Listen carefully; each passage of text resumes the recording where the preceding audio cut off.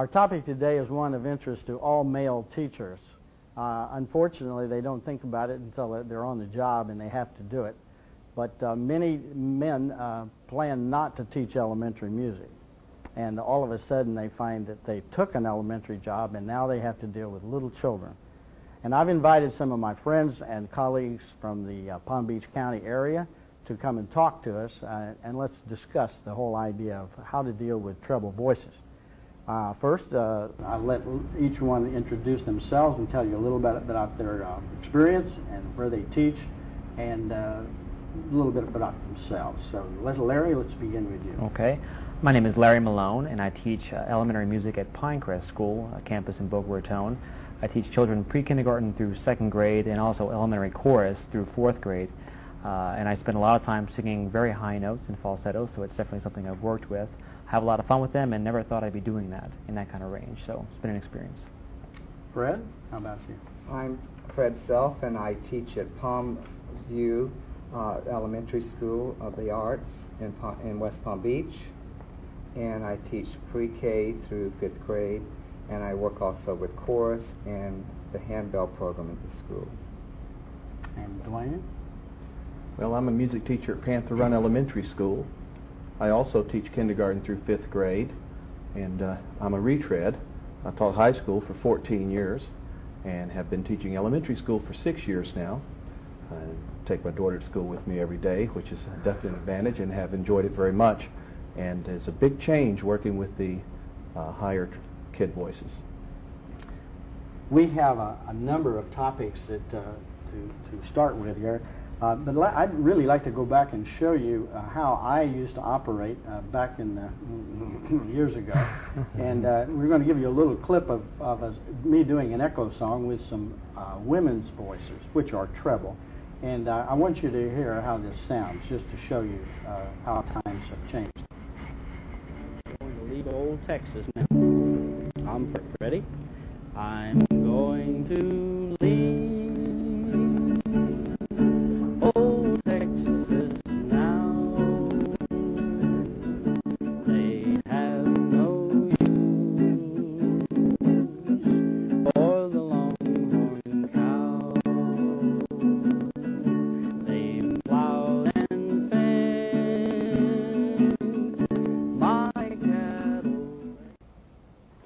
As you can see by that example, I was singing in what would be called my normal speaking voice or singing range.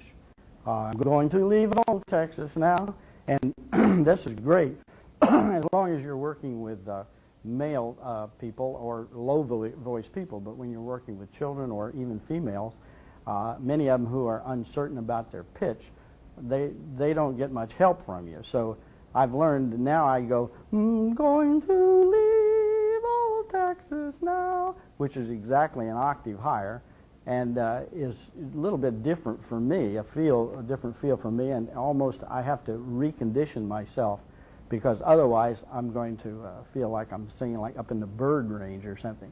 So that's just to show you that you can change. And I definitely didn't think it was important years ago, but now as I've worked with children and more female singers, I know it's important to help them, and by giving them a model they can follow.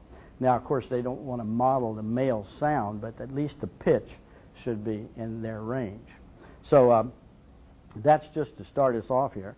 Some of the problems we have with working with little children can be solved by actually doing very simple things. For instance, this is a little slide whistle that I found in Boulder, Colorado. It's you could buy them. You don't have to go to Boulder to get it. But you pull on the slide and it's longer. You push it in and it's shorter, and you can hear the pitch change.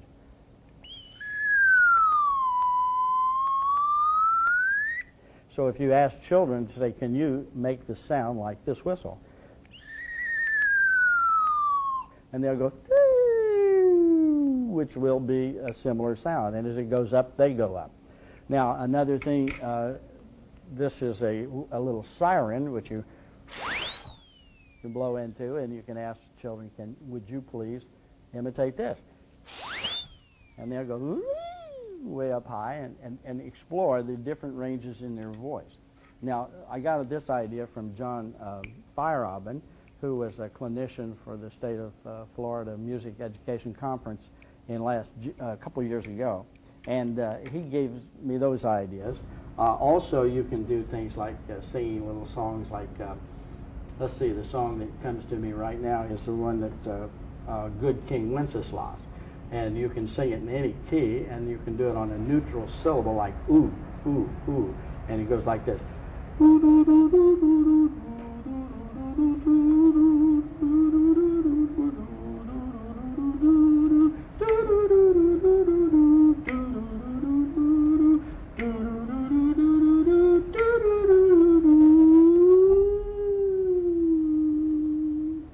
that ooh sound is a real pure sound, and it's not easy to come by, and it doesn't strain anybody's voice.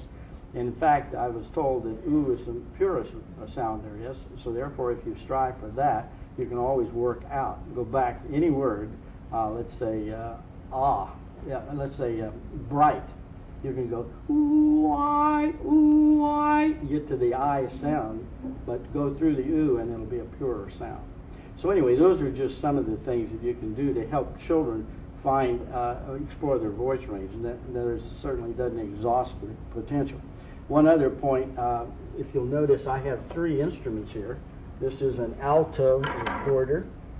This one is a soprano recorder. And the last one is a sopranino recorder. And if children need convincing that voices are dependent on the size, this might help them do it. For instance, I can play a song on the one of their favorites is Twinkle Twinkle Little Star, Little Kindergarten. And so I can play it like this. And when they hear that, they see it's a big instrument. Let's take a smaller one and play the same thing.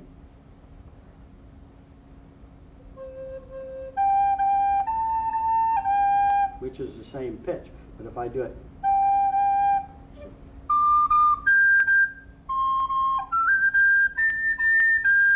you see it's getting higher. Now play it on the sopranino, the same tune.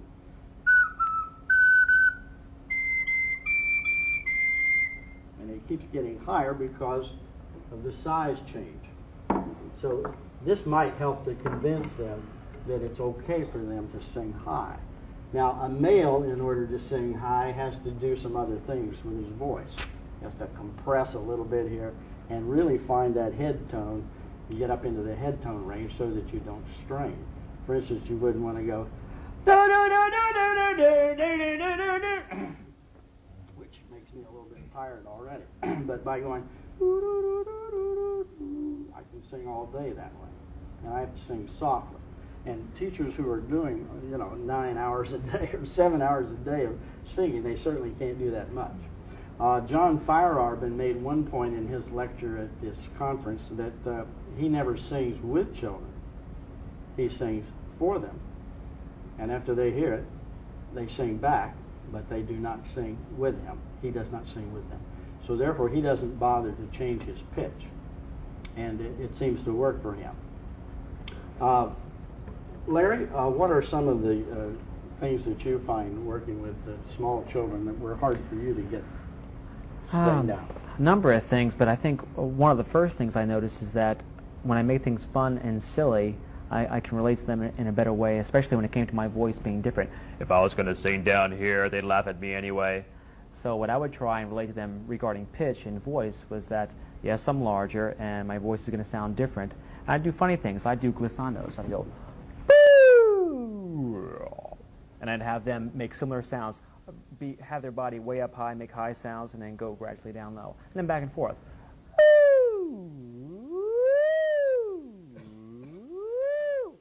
And one of the things we can do with that is they can hear my voice sound fun and kind of silly in a way, but also hear the proper higher notes. And then when I am singing a melody for them, they're used to already hearing that high sound in my voice, and it's not as abrupt of a change for them, I think. Sort of slip into it. Sure, I kind of slide my way into it. In fact, sometimes I sing a banana song, banana peel song, which is pretty funny. And it's really just a sound song. Occasionally, I'll draw the shapes on the board, like whoop, whoop, and I'll have them go, or with markers on paper, and I'll draw the shapes and have them reproduce those with their voices. So we kind of ease into it. And when my voice does get tired, or when I want them to hear it perfect, accurate pitch, I'll just go to the piano and I'll play it in the proper voice range. Mm-hmm. So that's the way I go into it, the way I start with it. Now that piano is a string piano?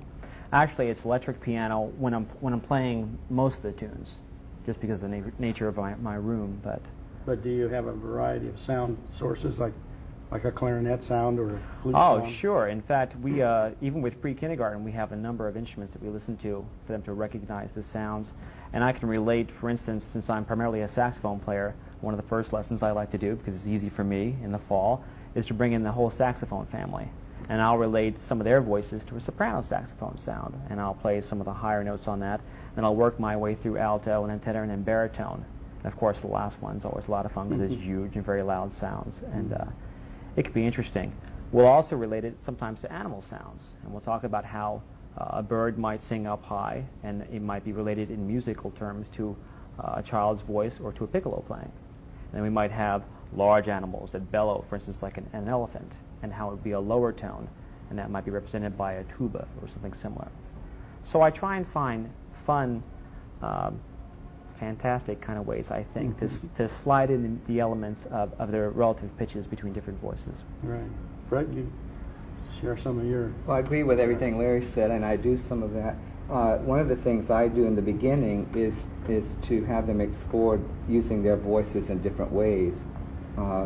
Their speaking voice, their singing voice, their whispering voice, their shouting voice, and then we play games doing this.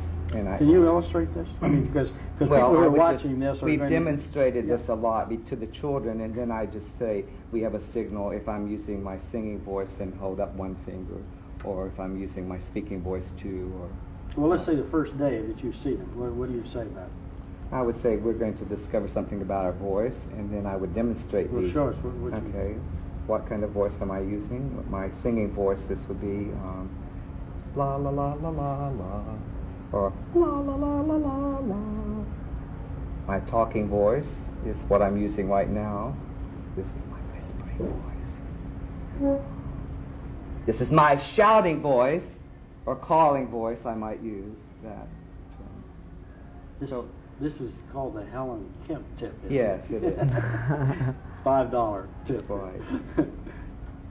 And I like to use the siren and all those things for them to discover how they can use the voice differently. And the animal sounds, all of that is part of it, and we explore those in different lessons. Okay, and now I know that Dwayne has brought in a tape of some of the things that he has been doing with children. And maybe you could tell us a little bit about that tape. Okay. Set it up. Well, first of all, I do many similar things to Larry and Fred's techniques, but I don't really discuss it to start with. The first day, we walk right in, and we start with echoing and just copycat kind of things, and we just ease into it. Unless the students ask a lot of questions about the differences in the voices, don't discuss it too much. If they do ask questions, we might do a finger puppet thing with the three bears and the little baby bear and the papa bear and the difference in voices at home, something they can relate to. And I also use a slide whistle, but it's not as fancy as yours. So if that's missing, you'll know where it's at.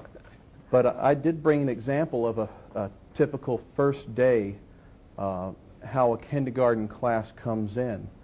So maybe they could show that example now. Yeah. Okay, what camera?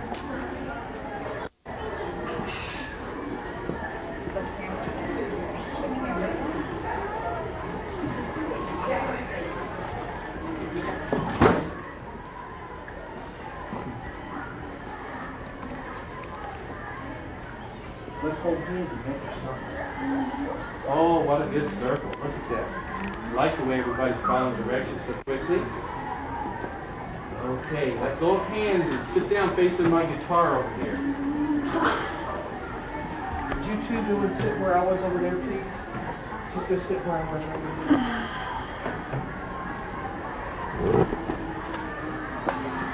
Do what I do. Say what I say.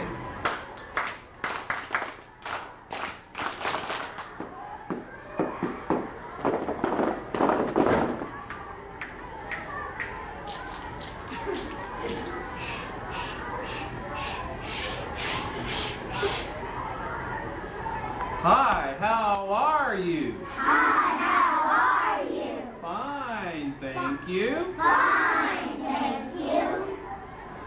Say goodbye to music.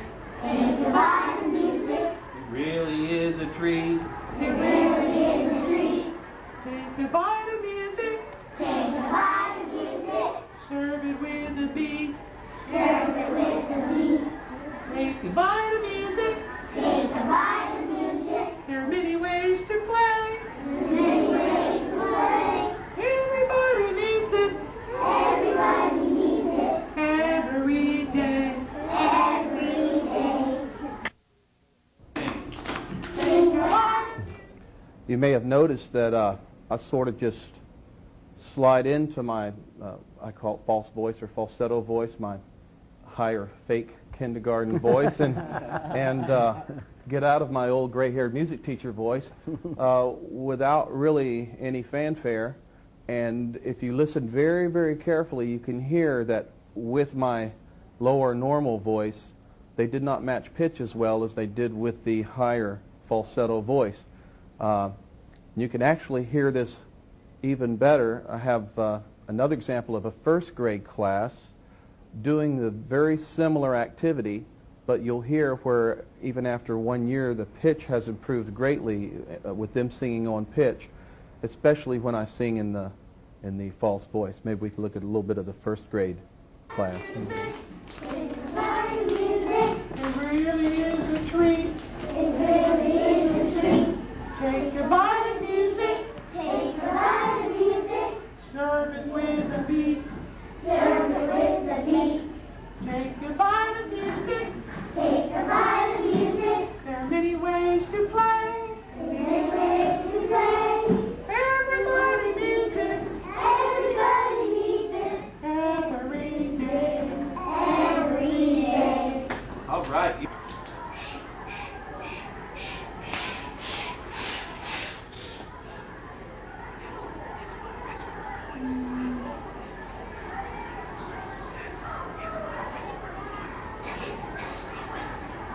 This is my speaking voice.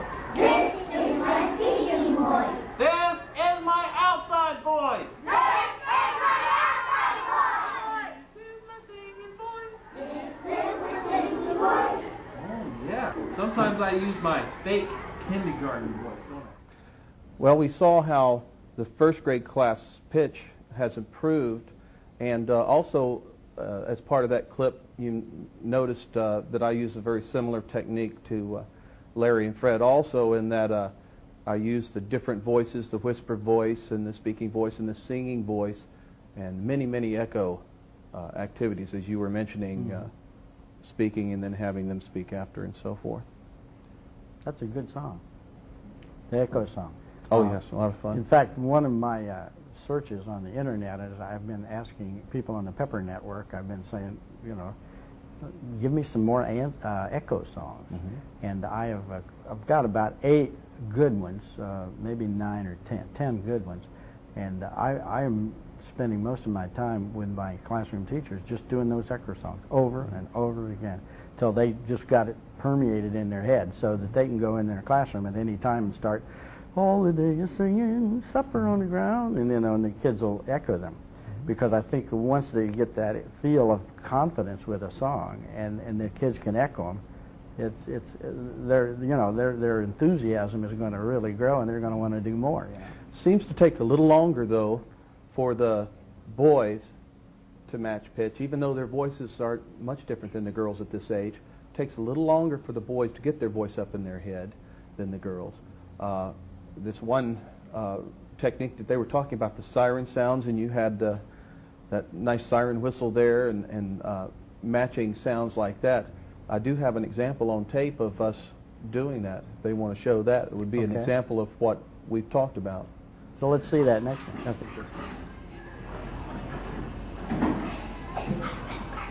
This is my speaking voice. This is my speaking voice. This is my outside voice. This is my outside voice.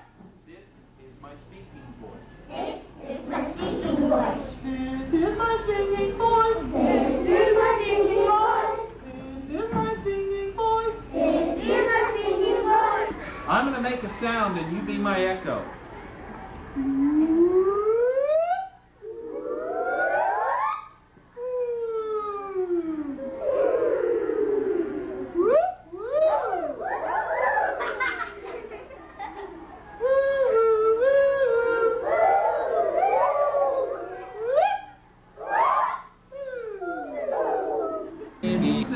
Charlie over the ocean, Charlie over the ocean. Charlie over the sea. That was a little bit of the first grade doing the echoing the different voices, and by first grade they're really, I would say 90-95% are starting to match pitch. And then the second part of that clip was the siren sounds and the different sounds, trying to get the kids, and like Larry said, it's kind of fun, and the kids just love it. And I do that often, many times during the year, just for fun and to get them to experience getting their singing voice going. They use their speaking voice every day, but not often with their kids' singing voice. They're modeling after so many adults singing on the TV and on the radio and on their little CD players. And they're not always listening to kids' music. And so I'm using many similar things that my colleagues are here. What are your feelings about some of the commercial recordings that are out? For instance, the We Sing series is very popular. They even have videos, and they even have these little $4.99 cassettes with a book for $4.99, which is really a bargain at Costco's or Sam's and places. And these tunes are really sung by children. And I just wonder what your feelings are about those. And then there are some males singing songs on that might be problems. So how do you feel about that? Anybody have a? I think that we have to be careful with what we choose to play for them as models. And there's some good examples there for them to model, and there are good examples of children's voices. I'm not saying that everything that's commercial is, however. And I think that the Basil series that we use usually has good models for children to hear. You mean like the series of Silver Burdette? Yes, for them to hear other children singing. And I think the problem I found, if you use the male changed voice, the baritone voice, then they're not going to sing with that voice and be very accurate on pitch. They're going to try to sing in his register rather than getting in their octave. Anybody else have any feelings about it? I have some problems with some specific commercial ones that are either very difficult or are male and just inappropriate.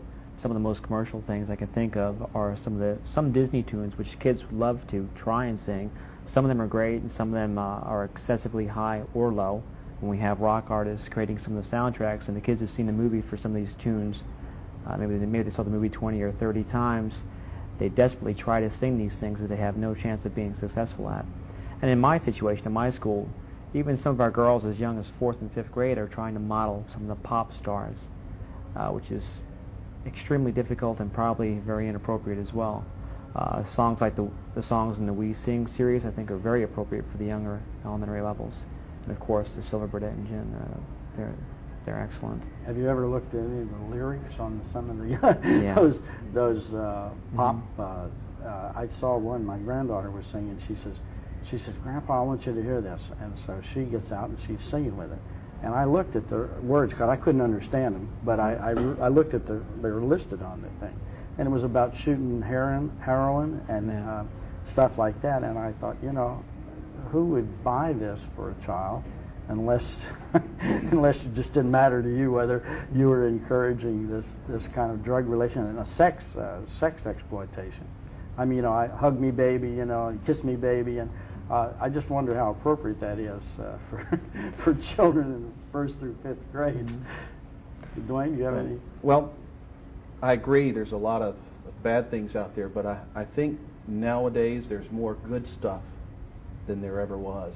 Yeah. You mentioned the We Sing, and there's a lot of Hat Palmer, and there's a lot of artists out there providing a lot of wonderful music for children. And I know when I was growing up, we didn't have the technology to listen that they have today. Now kids have these little cassette players and these brightly colored cassette players when they're 1 and 2 years old, listening to songs that not only are entertaining and that they are sung by children that they can sing along with, but also are educational. They're learning their ABCs and their numbers and other academics along with music. And so I'm just glad to see that there's an abundance of these things out there. And if we lead the kids in the right direction, maybe the other will disappear, and the good stuff will continue to flourish. Yeah. Anybody have any more comment about that? I would like to ask you a little bit about hand signs. Now, on this clip that you're going to show about the hoop, did we show them about the hoops yet? No, we were. Is that coming up next? It's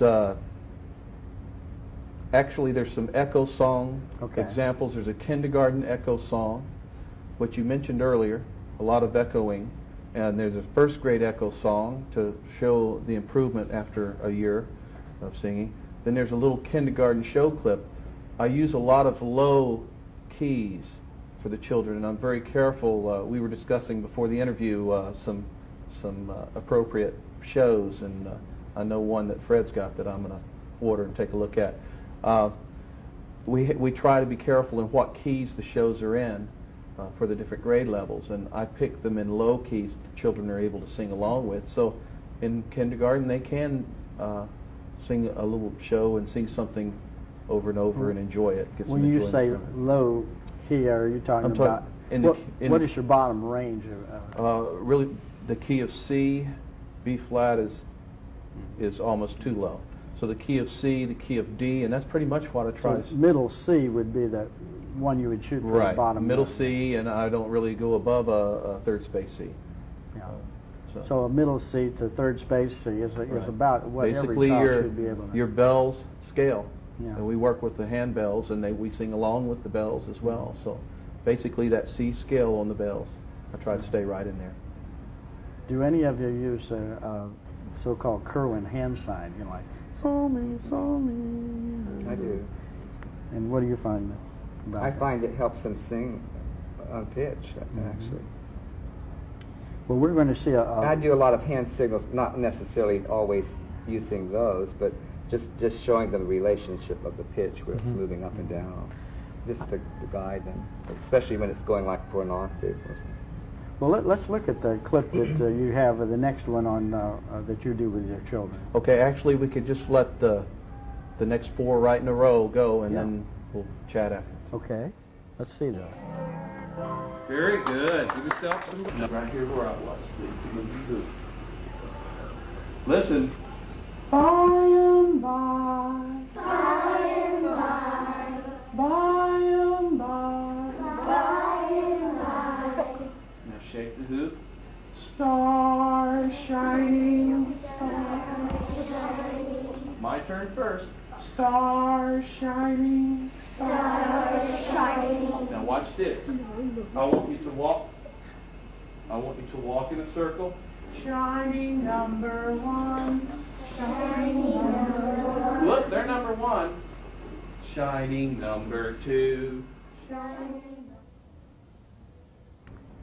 Okay, in that example, we saw an echo song that had both pretty much a 2-pitch song. It had high and low, and just adding an activity to it, something that's fun.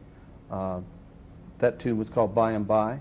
There's a lot of those, a Starlight, Star Bright, that we do little elastic stars with and so forth. There's all kinds of things that you can add to the songs as they're learning to sing on pitch.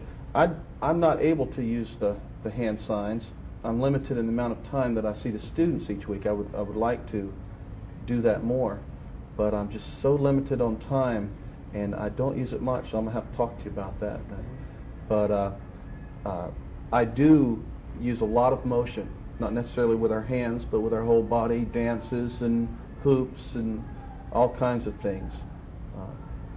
Well, it's very important that be a lot of physical things. For instance, I have this book by D. Coulter called The Brain's Timetable for Developing Musical Skills. And in this, she talks about certain ages are when you can do things. And if you do it before that, you're wasting your time. And if you do it afterward, it's too late. So there's some very important things that we should know about that.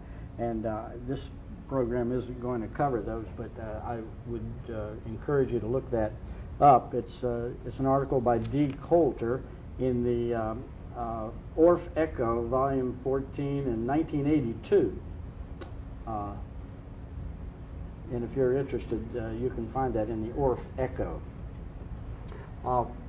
I have a little clip about a girl, a woman teacher, a female teacher, working with hand signs. And then I worked with the same children with hand signs after. Can we see that now? Thank you. And Juliana, how are you today? Fine, thank you. So la ti do. So la ti da. Can I come in and interrupt a little bit? Sure. All right, boys and girls, you've never seen me before today, have you? No. Okay, so if we do anything, it's going to be a surprise, isn't it? Yes, sir. Okay, now I've learned the hand signals and you've learned them. Let's see if I can give you hand signals and you can respond to me like you did your teacher. Okay, so anywhere in the world you ought to be able to go, and if anybody knows the hand signals, you ought to be able to sing with them. Okay? All right, me first. So, so, me, me, so. So, me, so.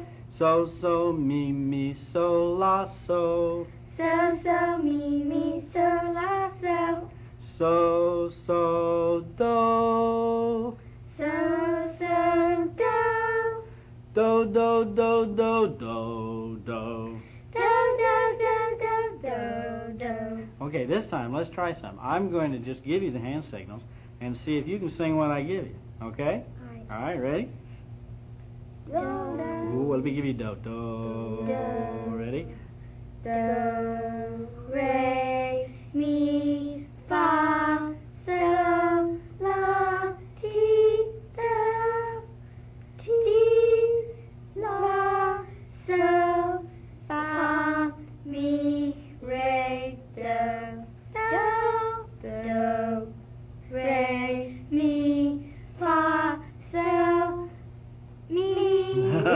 So, mi, so, mi. That's it. So, mi, re, do. So, mi, re, do. So, mi, re, do. So, la.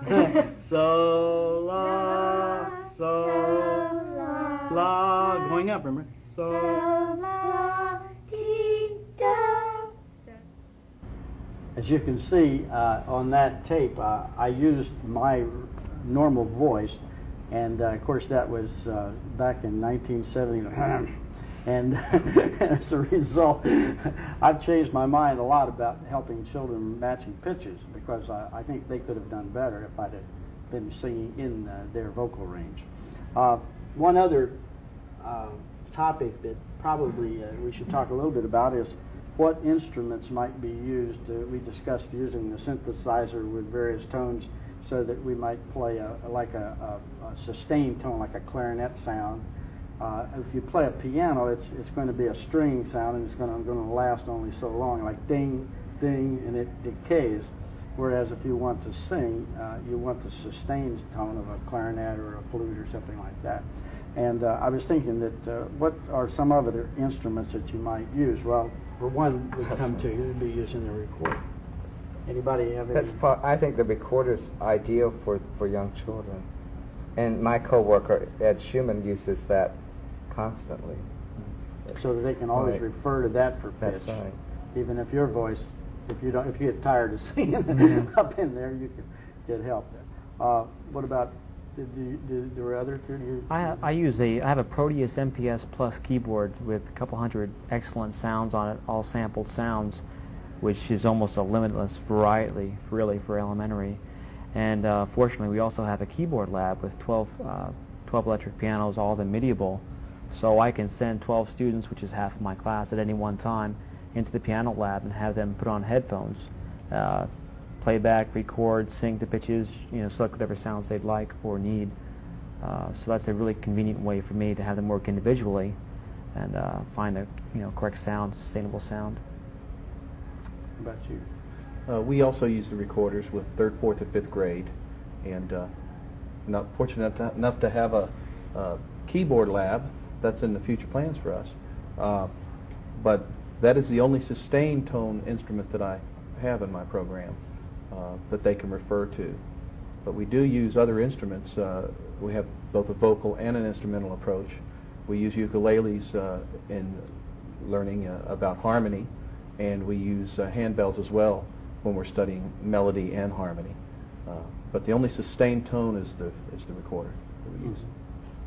How about the guitar? Do you find that you can pick out melodies on the guitar, for instance, play little scale passages, like do do do do do, and did you ever use that or not? I personally use the keyboard more often for that, but I do accompany most of the songs on guitar just because it's more mobile. I can move around. I generally move around a lot more than you saw in the video examples today, and it's just a lot easier to move around with the guitar. But the keyboard is always open and ready to go when I need it.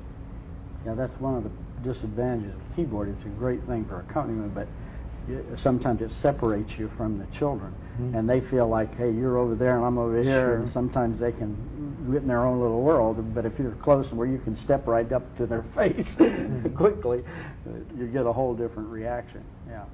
Are there any other areas that you feel that we ought to discuss about singing with treble voices? I think with the younger children, I'd prefer just not using anything a lot and just developing that sense of pitch on their own with no instruments. I mean, I use the recordings for modeling and for fun songs that I want to use, but basically with pre-K, I do a lot of just singing. Now, John grade to K1. John Fireman pointed out that he says all he needs is himself and an empty room and kids.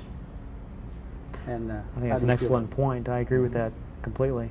And for ensemble sound, even for the younger grades, then I would use recordings of children's choral groups, often a cappella, and just for them to get an understanding of what a group sound, the optimal group sound would be.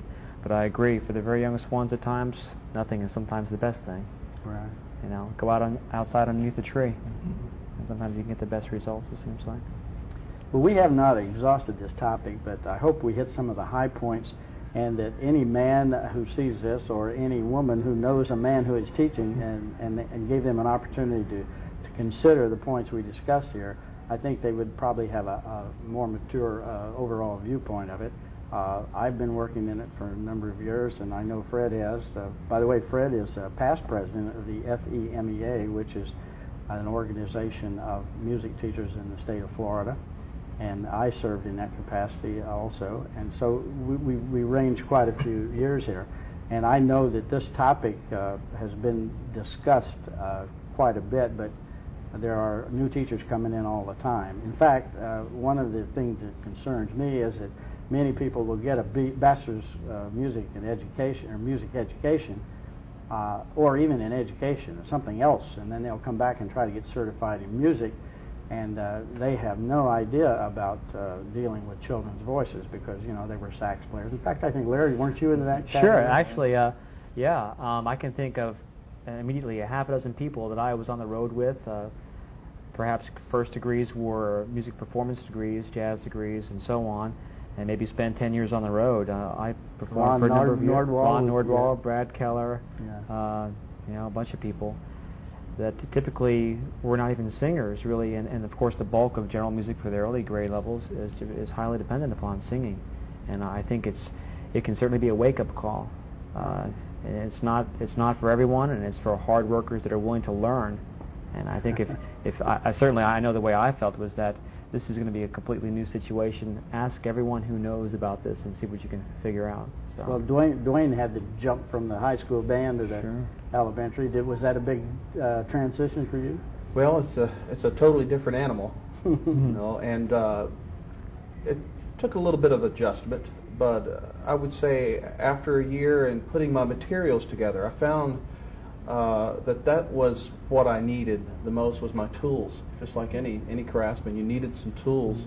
And as you well know, I came down this way and borrowed a few things from you and learned a lot of tricks of the trade. And the adjustment went smoothly, and I've thoroughly enjoyed it. I enjoyed my high school experience, and I've enjoyed the last 6 years teaching elementary music. And I also have been in the professional ranks and know a lot of these people that Larry's talking about. And I never, when I graduated with my bachelor's, decided to consider elementary music. And sometimes I wonder why not, because I have really enjoyed teaching the little ones. They're like little sponges, and it's just a tremendous experience. Well, if you enjoy being a father, I think that would be it too, because you know that your kids, you have to sing with them, and you have to do all these little activities. So Exactly. it's easy to think, well, these are all my kids, and I'm just passing this on. That's right. And I guess that's the way it came with me, is when my children started growing up, all of a sudden, I mean, coming along, I started to see that this is not fun and games. This is important stuff. And when until you see it, that's important, and you're making a contribution. In fact, it becomes a mission, and you look at every child and say, what can I do to open this child up so that the music can come out of him? Because everybody has it, and some of us have a hard time getting it out.